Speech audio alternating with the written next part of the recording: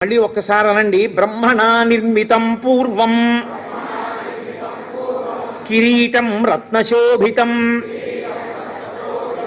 అభిషిక్త పురాయేవ మనుస్తం దీప్తతేజసం తస్యాన్వవాయే రాజానః క్రమాద్యేనాభిషేచితాః సభాయాం హేమక్లుప్తాయాం శోభితాయాం మహాధనైః రత్నైర్నానావిధిశ్చైవ చిత్రితాయాం శిశోభనైః నానారత్నమయే పీఠే